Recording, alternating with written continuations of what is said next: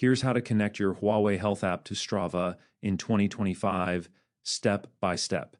Step 1, open the Huawei Health app. Go to Me, Privacy Management, Data Sharing, and Authorization. From the list of apps, tap Strava. Then select Connect with Strava, sign in, and authorize the connection. Once that's done, your workouts from Huawei Health will start syncing automatically into Strava. Now here's something important. This integration only works in Europe, Latin America, Asia Pacific, and Africa. If you're outside these regions, the Strava option may not even show up in your Huawei Health app.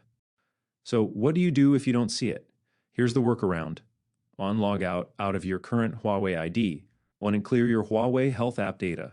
Create a new Huawei ID and set the region to a supported area like Singapore or any European country.